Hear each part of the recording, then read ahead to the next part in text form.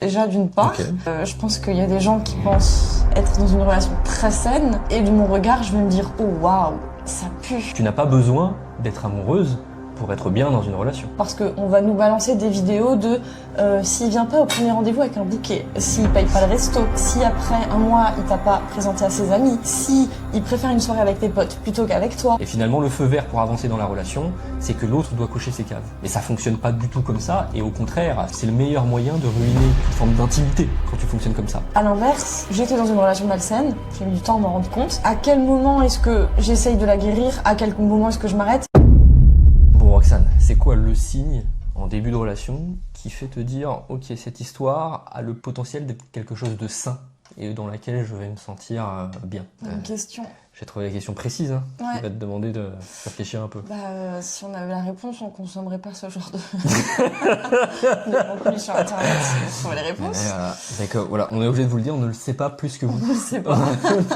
C'est difficile. Je pense qu'on a chacun notre propre définition de ce qui est ça ou pas. Déjà d'une part.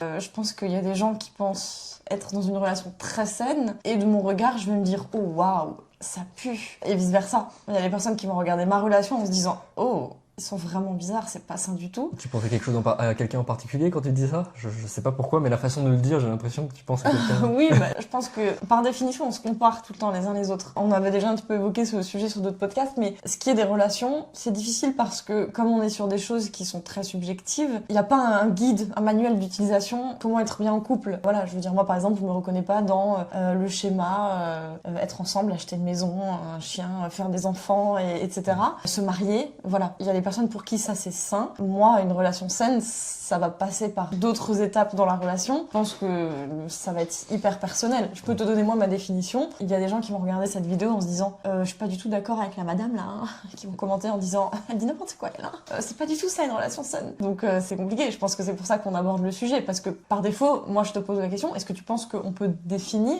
une relation saine? Qu'est-ce qui est sain? J'ai pas la réponse universelle qui va te permettre de dire si ta relation elle est saine ou pas saine, mais ce qui est une évidence, c'est que la plupart du temps, pour savoir si ta relation elle est saine ou pas, tu peux pas le savoir tant que tu es encore dans cette relation. T'as pas le recul nécessaire pour être capable de dire ok, ma relation elle est dysfonctionnelle, pas dysfonctionnelle. Parfois ça te paraît être une évidence, parfois tu te mets des œillères, mais souvent c'est avec du recul et c'est même la plupart du temps quand tu es sorti de la relation, quand t'es plus dans la relation. Tu sais, c'est quand t'es plus dans la relation et que t'as plus le brouillard mental de l'obsession amoureuse parfois, que là tu vas être capable de factuellement pouvoir comparer, t'as plus la tête dans le guidon et te dire ok, c'était pas sain. Donc comme tu dis, il n'y a pas de réponse universelle, mais il faut se déculpabiliser en disant que tant que t'es dans ta relation, si t'es mal, c'est très difficile de savoir si le problème c'est la relation, c'est toi, c'est lui, c'est un peu de tout. T'as besoin de ce recul, t'as besoin de parfois plusieurs années et t'as même souvent besoin d'être sorti complètement de la relation pour le dire. Quand vous m'exposez une problématique relationnelle, il y a des schémas que je constate. La difficulté à structurer ses pensées, à savoir par où commencer, à déterminer le nœud du problème, et c'est tout à fait normal. Lorsqu'on souffre, ce que la situation fait peser sur nous cadenasse totalement notre lucidité. Pour y voir clair, on a besoin de faire le tri dans ses pensées pour savoir et pour déterminer ce sur quoi concentrer notre énergie. C'est de ces constats qu'est né Oedipe. Oedipe, c'est une nouvelle approche pour construire des solutions à des problèmes humains souvent complexes. Oedipe va vous faire percevoir des facettes de votre relation que vous ne voyez pas aujourd'hui, mais va aussi vous guider, quand c'est nécessaire, vers un changement de trajectoire. Les liens de téléchargement sont sous la vidéo. Moi j'aurais un avis assez tranché là-dessus, j'aime bien l'utiliser au boulot. Pour moi s'il y a un doute, c'est qu'il n'y a pas de doute. Voilà. Alors à ne pas utiliser au moindre... je pense que si tu raisonnes comme ça, toutes les relations sont malsaines. Il y a toujours des doutes. Mais je veux dire, il y a c'est toujours que des doutes. si ça se répète, par exemple, une des questions qu'on se pose sur le fait est-ce qu'une relation est saine ou pas. Parfois au début d'une relation, surtout maintenant avec les applications, parce qu'on a rencontré des gens, on tombe pas folle amoureuse à la première rencontre. Voilà. Par exemple, le fait de tomber amoureux de la personne. Combien de temps je reste dans la relation sans être amoureux pour la laisser durer, dans le sens où au début on se pose pas trop la question, les sentiments viennent pas. Au bout d'un moment, si les sentiments viennent pas, moi je me dis j'ai quand même un doute sur mes sentiments. Si je me pose la question une fois, deux fois, trois fois, quatre fois, je dis ouais, s'il y a un doute, c'est qu'il n'y a pas de doute, c'est que je suis pas amoureuse et que j'arrête la relation. Et tu sais que t'en as qui vont te dire que tu n'as même pas besoin d'être amoureuse pour être bien dans une relation, ce qui s'entend, ce qui, moi, n'est pas ma vision du couple, des relations, mais ce qui peut s'entendre. Tu n'as pas besoin d'être amoureuse pour être bien dans une relation. T'as plein de couples qui fonctionnent comme ça, ou à la limite plutôt dans une forme d'amour-raison, où ils ont coché les cases de j'ai telle femme, tel homme, j'ai telle maison, j'ai telle situation financière, j'ai telle... Et qui vont se dire, ok, ça me convient très bien. Je me marie pour la famille, je me mets en couple parce que autour de moi, frères, sœurs sont mariés en couple et que j'ai besoin de me retrouver dans cette communauté familiale. Il n'y a pas de passion dans mon couple, je ne suis pas amoureux, mais je m'en fiche, c'est pas ce que je cherche. Et peut-être que l'amour naîtra par la suite. Et parfois, c'est ce qui arrive, parfois ça n'arrive pas. Et il y en a qui vivent bien dans des relations saines avec ce modèle-là. Tu sais, toi, tu disais que tu avais ton modèle à toi et que certains ne comprenaient pas, mais il faut accepter que tu es des gens qui ont des modèles différents. Ils ne sont pas amoureux, ils ne tombent pas amoureux, ils ne commencent pas par une forme d'amour-passion. Et cocher les cases suffit. Il y a toujours une forme d'affection en général quand ça se passe bien, mais la priorité n'est pas de tomber amoureux. Et ça, c'est un vrai sujet. Est-ce que l'amour-passion et tomber amoureux au début est important et ensuite aller sur de l'affection lente? Ou est-ce que c'est pas nécessaire? C'est une question qui peut se poser. C'est là, je trouve, tout l'objet du débat. Est-ce que c'est sain de se dire waouh, cette relation elle est hyper passionnelle, mais derrière c'est compliqué, il y a beaucoup de prises de tête, on est hyper différents, on n'arrive pas à construire un truc. Est-ce que c'est sain de se dire franchement c'est pas l'homme de ma vie, mais effectivement aujourd'hui, bon, ce sera un bon père pour mes enfants, il a une bonne condition, ce sera pas un mauvais compagnon. Qu'est-ce qui est sain, qu'est-ce qui est malsain, quoi? Tu vois, c'est hyper personnel. Moi, je vais avoir tendance à dire que franchement, la deuxième option, c'est pas sain. Parce qu'il y a un moment ou un autre dans ta vie, dans ta relation, tu vas dire « Oh waouh, je viens de laisser passer 15 ans avec ce type-là qui est en train de se gratter sur le canapé. Et je ne l'aime pas. Et je ne l'ai jamais aimé. » Oui, mais voilà. ça, tu peux te le dire. T'as des gens qui tombent amoureux au début et qui effectivement ensuite tombent dans une forme de routine un peu dégueulasse, où l'autre ne fait plus d'efforts, ou soi-même on fait moins d'efforts. Et effectivement, il y a du mépris qui se crée et là, il y a de l'éloignement. Ça, c'est pas propre au modèle et au début de relation. Mais t'as plein de gens qui, sans aller dans cet écueil, qui n'ont pas la passion du début et qui pourtant arrivent à construire quelque chose, qui n'ont jamais été des amants passionnément amoureux et qui pourtant arrivent à construire quelque chose ça peut être très sain, de plus froid en apparence, mais de parfois plus solide. Après, et le luxe ultime, ça reste quand même un amour-passion au début, et ensuite un amour beaucoup plus raisonné et beaucoup plus solide, même s'il est plus froid, pour toute la suite de la relation. Et coche les cases en plus. Ça, c'est le luxe du luxe. Et le problème, c'est que souvent, on a tendance à opposer les deux. On te dit, oui, attention à toi, si c'est la folie au début, love bombing, l'amour-passion, c'est dangereux, ça peut exploser. Il vaut mieux faire ça petit à petit, construire progressivement. Et souvent, on oppose les deux, mais on oublie que les deux peuvent se compléter. Et que ça peut être l'amour-passion fou du début, et ensuite se construire progressivement dans la longueur. C'est pas du tout opposé. Et c'est ce vers quoi on devrait tous, quand on a les moyens de le faire, tendre et chercher. Tu vois, c'est vraiment la relation amoureuse idéale. Voilà, c'est un petit peu une première piste de qu'est-ce qui serait le plus sain, finalement. Je dirais pas ça, je dirais même pas forcément le plus sain, mais c'est le luxe pour moi. C'est la relation, c'est l'idéal de schéma relationnel, de mon point de vue. Après, t'en as qui partent du principe que voilà, cocher les cases est beaucoup plus important. Et il y en a d'autres qui veulent juste vibrer et qui s'en fichent de construire quelque chose de solide et de raisonner. Il y a un autre aussi sujet que je trouve très important et que j'aimerais bien qu'on aborde, même si on le fait rapidement. C'est très difficile de définir ce qu'est une relation saine, mais je trouve que de définir les marqueurs malsains ou problématiques, ou en tout cas qui entravent la construction d'une intimité, ça je trouve ça plus simple. Et il y a un phénomène que j'observe beaucoup sur les réseaux, je fais pas mal de contenu réaction sur ce type de vidéo, c'est ce qui donne lieu à moi ce que j'aime appeler les relations transactionnelles. C'est-à-dire que tu as beaucoup de gens qui partent du principe qu'une relation doit se construire et que tu ne dois avancer que si l'autre en face de toi a fait ses preuves, s'est comporté de telle ou telle manière, a coché telle ou telle façon de fonctionner. Il y a un truc ambiant qui revient énormément, de te dire ok, ça rejoint un peu l'énergie féminine et masculine. Ça tu l'as vu, je t'ai montré un petit peu. S'il n'est pas dans son énergie masculine, alors ça veut dire que il faut que tu partes. Je vois un petit peu les vidéos dont tu parles où c'est on nous vend une certaine forme de couple sain et je pense que c'est pour ça qu'aujourd'hui on se pose ces questions sur le fait est-ce qu'une relation est saine ou pas, parce qu'on va nous balancer des vidéos de s'il vient pas au premier rendez-vous avec un bouquet, s'il paye pas le resto, si après un mois il t'a pas présenté à ses amis, si il préfère une soirée avec tes potes plutôt qu'avec toi. Ah mais du coup c'est pas sain parce qu'en fait moi je voulais le voir samedi et lui il m'a dit qu'il allait avec ses copains boire un verre, mais ses copains il les a déjà vus la semaine dernière, il savait très bien que moi samedi j'étais disponible et du coup voilà, je pense que c'est quelque chose qui aujourd'hui on définit une relation qui est saine ou pas beaucoup parce qu'on consomme justement sur internet, comme tu le disais, ces vidéos sur lesquelles tu réactes, quoi. Tes exemples, ils sont très bons. Le problème, c'est ça, il est d'attendre que l'autre coche des cases et on projette notre vision sur l'autre, et tant que l'autre n'a pas coché ces cases, alors ça n'est pas un feu vert. Et finalement, le feu vert pour avancer dans la relation, c'est que l'autre doit cocher ses cases. Mais ça fonctionne pas du tout comme ça, et au contraire, c'est le meilleur moyen de ruiner toute forme d'intimité quand tu fonctionnes comme ça. Il faut accepter que les gens fonctionnent différemment. Il faut accepter que l'autre en face de toi, il ait des comportements qui ne te plaisent pas. Et ces comportements qui ne te plaisent pas au début peuvent évoluer ensuite, une fois que le rapprochement il est fait. Et effectivement, un homme ou une femme qui va tomber amoureux de toi, il va faire des efforts, la plupart du temps, quand c'est dans ses cordes, pour évoluer. S'il est bien dans sa tête, qu'il est honnête vis-à-vis de toi, les choses vont se construire en même temps que l'intimité. Mais si dès le départ, tu es en train de te dire « il n'est pas comme ça, il ne m'invite pas là, il ne fait pas telle ou telle chose pour moi, et donc moi je ne vais pas m'investir dans la relation », il n'y aura jamais rien. C'est donnant-donnant, donc ça fonctionne pas. Et avec celui d'après, ce sera la même chose. Ce ne sera pas les mêmes raisons, ce ne sera pas le même problème qui va revenir, mais il va avoir un comportement qui va pas te plaire et tu vas passer à un autre. Et ça, parfois, c'est une stratégie d'évitement. C'est se trouver des prétextes pour ne pas s'engager dans une relation, mais quand c'est pas une stratégie d'évitement et quand c'est tu bouffes du contenu de merde sur les réseaux qui te force à adopter une posture qui est malsaine, tu sabotes toutes tes relations. Je t'assure que vraiment la moitié des influenceuses qui parlent de relations amoureuses, elles placent les femmes dans cette posture-là. Ça ruine leur relation et ça ruine leur vie amoureuse. Je pense qu'il faut accepter que l'autre ne coche pas forcément les cases, toutes les cases.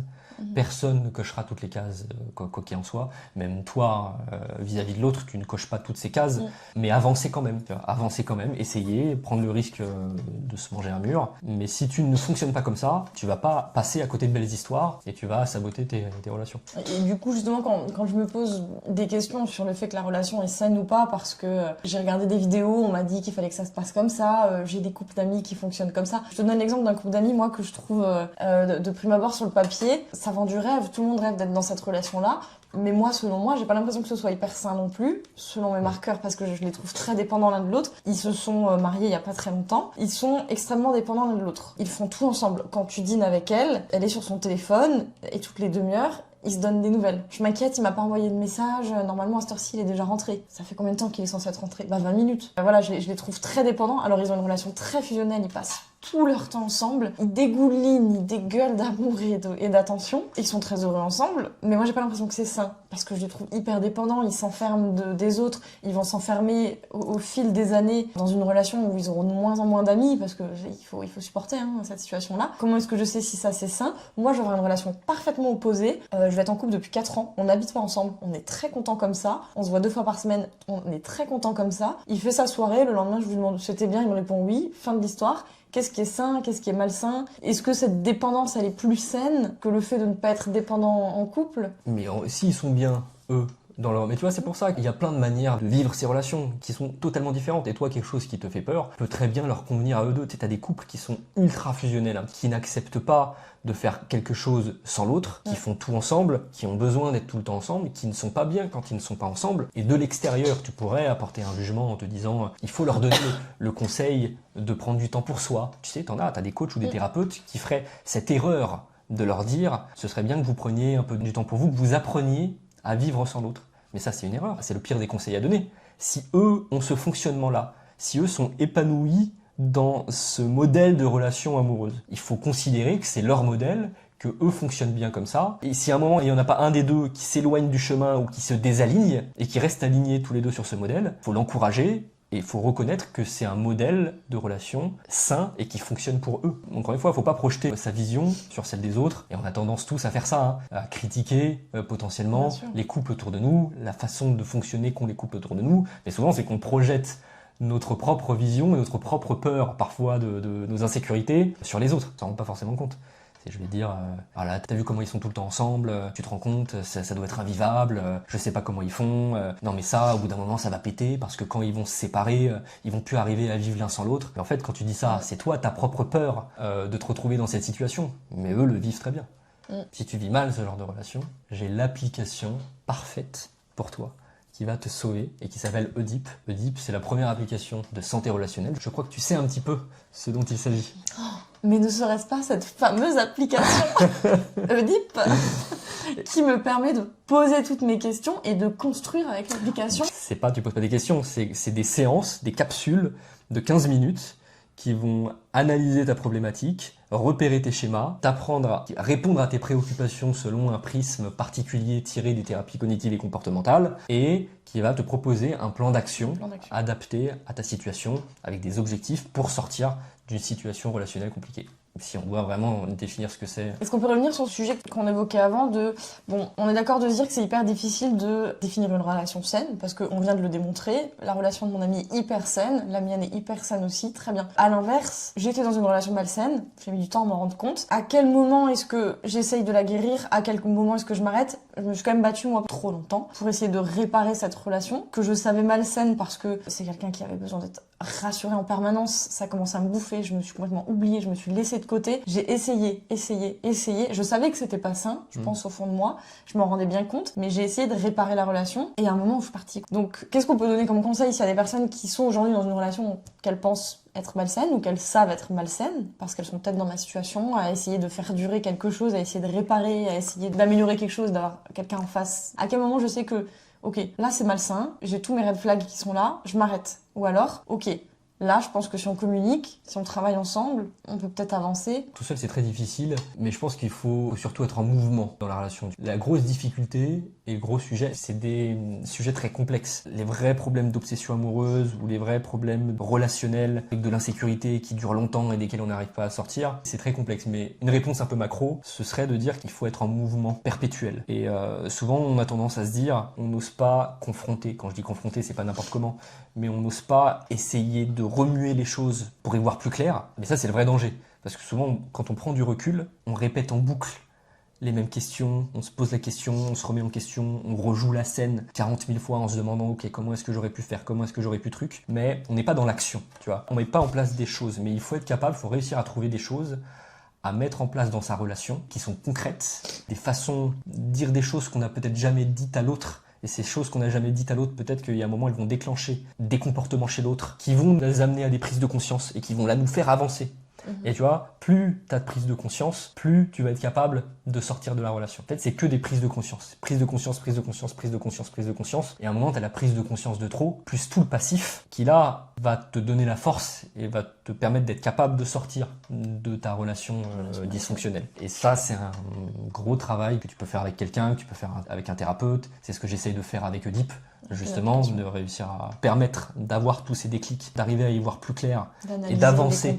C'est pas que analyser, mais c'est justement comment te pousser à l'action pour bouger les choses, enlever l'espèce de tas de feuilles mortes qu'il y a, d'y voir plus clair et te dire ok, j'y vois plus clair, là je sais que je peux faire telle action, dire telle chose de telle manière, revenir sur ça qui m'avait posé problème, j'y arrivais pas avant parce que j'y vois plus clair, je suis capable de revenir sur ce qui n'allait pas. Et là comme ça, tac tac tac tac tac tac, avancer chez l'autre, susciter des réactions et ces réactions nouvelles, ou parfois il va te dire quelque chose, tu vas mettre sur la table le bon sujet et le mec va avoir une réaction complètement lunaire, ou parfois il y en a qui vont te dire ça, qui vont dire mais quand il m'a dit cette phrase, j'aurais jamais cru qu'il serait capable de me manquer de respect de cette manière. Et ça va créer chez toi une prise de conscience, tu as un éclair, là tu vas commencer à dire ok, c'est une prise de conscience supplémentaire, et un jour il y aura la grosse prise de conscience, tu vas dire ok, là c'est bon, je suis capable de partir. Et c'est pas un sujet simple. Okay. Sur ce, on a fait le tour sur ce sujet-là, on verra pour ce qui est des prochains sujets. Ce sera psychologie masculine et relations amoureuses, deux gros piliers de la chaîne. On va peut-être analyser aussi des cas de Oedipe, on va voir. Mais dans tous les cas, si ces sujets-là vous intéressent, je vous invite à vous abonner, à mettre un pouce vers le haut et on se dit à très vite. Merci Roxane. Merci Samy.